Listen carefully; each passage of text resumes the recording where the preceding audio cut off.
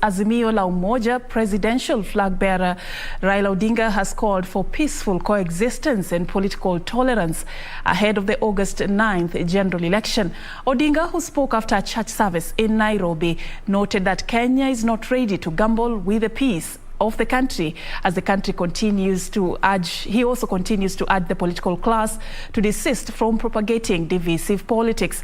Raila leaves the country on Sunday night for a working tour of the United Kingdom. Chumba reports. Azimio La Umoja Presidential flag bearer Raila Odinga joined the congregation at the All Saints Cathedral Church in Nairobi for Sunday service. The former Prime Minister asked Kenyans to build a culture of tolerance. We want to ensure that this country remains peaceful. So we are praying to the Lord that our people should remain peaceful, irrespective of our political differences. We should not hate each other. Accompanied by leaders affiliated to the Azimio La Umoja, the former Prime Minister urged political leaders to exercise restraint and embrace peaceful coexistence as the August general election draws closer.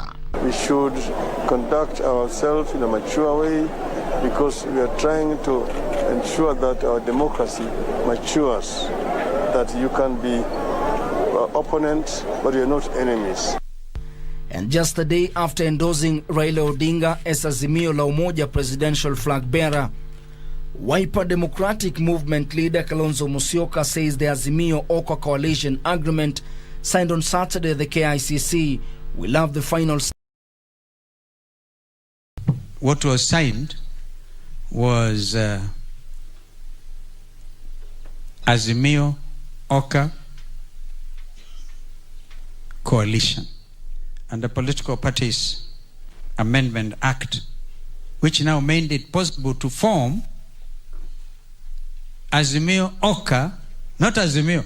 Kalonzo, who spent the day in his Ikulu home, responded to those faulting him for endorsing Raila for the third time, saying the driving force behind the deal was the interest of the country and a guarantee of peace after the August 9 election. In Bungoma, leaders from Democratic Action Party Kenya DAPK drummed up support for Azimio La Umoja Presidential flag bearer Raila Odinga. Tumona Rais wa Jamhuri ya Kenya Bwana Uhuru Kenyatta akihand over battle ya leadership to Raila Amolo Odinga.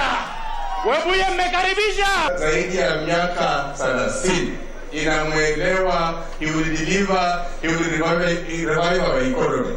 Led by Defense Cabinet Secretary Eugene Wamalwa, the leaders faulted a section of leaders from the region for betraying the Mulembe nation. Na leo nikija nyumbani nina swali moja tu kwenu.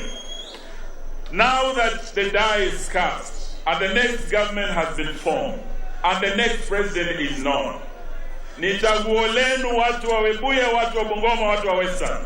Munataka muwe ndani ya serikali ya Azimio ama muwe kwa upinzani? Meanwhile, Azimio La Umoja coalition flag bearer Raila Odinga is set to leave the country Sunday night for a week-long working tour of the United Kingdom. In London, Raila will, among other engagements, meet with the UK Minister of Armed Forces James Hippie, hold talks with UK Prime Minister's trade envoy to Kenya Theo Clark, and give a lecture at the Reverend Chatham House. In the itinerary, the former Prime Minister is also scheduled to meet the Archbishop of Canterbury, Justin Welby, and Kenyans living in the United Kingdom. Chumba, Sunday Express.